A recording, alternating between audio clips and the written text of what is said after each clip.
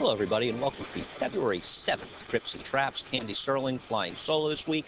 We will cover 3 races from last week. We're going to show you 1 race from January 31st, and then we'll go over a couple of the 3-year-old stakes that we ran here on Saturday. The first race we're going to show you is a 6-furlong race from January 31st. Their 6th race, and we're going to look at 2 horses in here. We're going to look at Daisy's Going to Make It and G. Lynn's, who end up finishing 5th and 6th in a 7-horse field. Now, G. Lynn's breaks fairly well in those red colors, the 5-horse. The rider's being aggressive, getting into position. Daisy's Going to Make It a different story. She does not break that well. She comes out a bit sluggishly, and it forces Mike Luzzi, and I don't blame him for what he did. He needed to get her in the game. The problem was, when you break a little bit slowly, you spot, she's not like she broke 2 lengths behind the field, but she's just a little bit sluggish. Took her a while to get in gear, so he's got to urge her up into a pace that was 22.35, a very fast pace, and you see her chasing 4 wide. The horse on the lead ends up finishing 3rd. That horse has a lot of speed. Now, G. Lynn's, the rider's aggressive early. Obviously, she's not fast enough to keep up. He ends up taking her back, and she loses her position there, where Daisy's Going to Make It went to the front. It's a difficult situation he was put in, and G. Lynn's will end up, and you'll see it in the stretch, get kind of trapped inside as this race comes apart late. Daisy's Going to Make It a very difficult situation. Doesn't break sharply, rushes up wide, engages a fast pace, and when you do that with a horse in general, unless the horse is much the best, and here's G. Lynn's on the inside, you're going to see her get in trouble, and there's Daisy's Going to Make It. Unless your horse is much the best, she's basically between a rock and a hard place. I'm glad the rider wanted to be in position. I just don't think she had a chance to start. You can see G. Lynn's trying to go through inside and just doesn't want to go through, probably doesn't have that much room in there. Now, G. Lynn's is entered in a race tomorrow, Friday, at a mile, which may suit her very well. And obviously, you can see she has some speed. So if she's in that race, perhaps she'll have a chance. We'll see what happens with that race, whether or not she goes or not. Daisy's Going to Make It. I would like to give her another chance, maybe in a race that had a more moderate pace, obviously, but I also think the break really hurt her in her outside post. She needs to break sharper, but I'd give her a serious excuse in this race.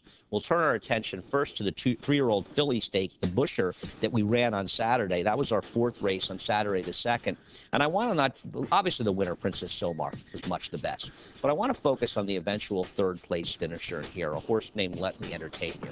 Now, this is a horse that I'm a fan of. I think she's a pretty decent horse. I liked her maiden win. Thought she had a chance to upset here. I was wrong. She was not upsetting. You see the rider grabbing a hold of her and literally dragging her out of the race. Now, in watching this race, and I was talking to Richard Migliori about it yesterday, it seems pretty clear this rider was riding to instructions. Obviously, their feeling was there might be more pace in the race as Kimono, the horse to lead, was coming out of a sprint, and they probably wanted to try to educate her for the future and not have a horse that needs to have the lead and see what she can do coming from behind.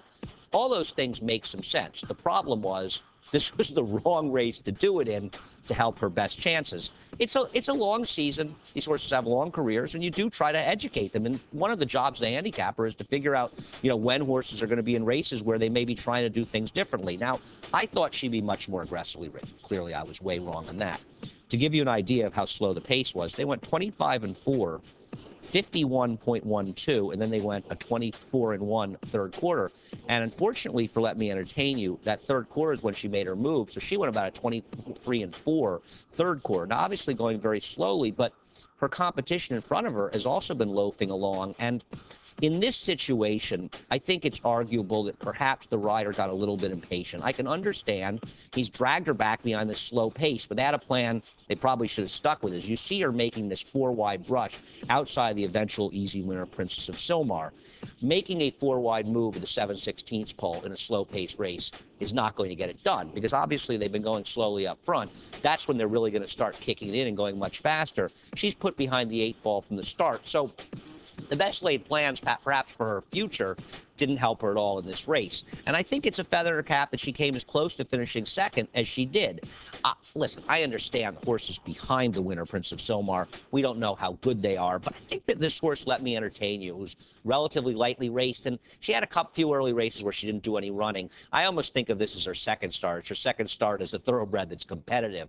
I think she's going to move forward from this race, and I'm looking forward to her down the road. How good she is, we'll find out, but she's better than her 3rd place finish suggests. we'll turn our attention to probably the most talked about race that we ran in New York last week, and that's the Withers. And the first thing I want you to see is Revolutionary's the 2 outside of Long River. Now, Long River, amazing job by Irad Ortiz actually just staying on as this horse stumbled badly. It feels like he lost the irons after that, and thought he did a very good job getting back in the race, and only lost the race by about 6 or 7 lengths or so. But we're going to focus on Revolutionary, obviously, as we go through the race and talk a little bit about his trip and what it bodes for him in the future. Well, the first thing that you saw happening was he broke about a length slow, and you saw Javier Castellano shake the reins at him and try to get him into the race, but he's a bit sluggish, frankly. Now, the pace in this race was 24-22, 48-18. Comparing that to the race that we just looked at, they went a second, 1 3/5 faster to the quarter, and they went almost 3 seconds faster to the half. So you had a much fairer pace. Not super fast, but fairer. But in the pace being sort of average-ish, what happens in a lot of these races, and we've seen it out in the winter, in these slower paced or average paced races, the fields bunch. Now, the reason the pace was slower was the 3 horse, we'll talk about in a second, is there's Revolutionary, jammed up behind horses. And you'll watch Javier Castellano, every time he wants to make a move with him, and pay attention to him, that 3 is sort of jammed up in front of him, and he can't go anywhere. Well, the 3 horse that we're talking about is the eventual second place finisher, Escape from Reality. And much like the horse we just talked about, Let Me Entertain You, his connections in stretching him out off a vicious pace 6 furlong race, they clearly wanted to find out what he could do rating. And they found out he could run okay rating. Not good enough to be in the Triple Crown chase necessarily, but good enough to be effective rating. And that's a good sign for him. But in his rating, it slowed the pace down, it bunched the field up, and ultimately it put this horse sort of plugged in front of Revolutionary. You see Javier just got him going, and boom, he runs up on the heels of Escape from Reality. At this point, Escape from Reality is looking to tip out, but he's still riding Chile. Javier tries to go outside of him, and you see him trying to go outside here, hoping some sort of seam opens up, but you'll watch Escape from Reality. He ends up coming out. He gets in the way of him. Javier's got to go inside, and he's stymied here. He's got nowhere to go. You're going to see him sort of lifting his head up. Now, a little bit of a seam is starting to open. Escape from Reality's going. Clearly, he'd be better off rating, but he couldn't really, going to the outside. Escape from Reality has to go inside of him.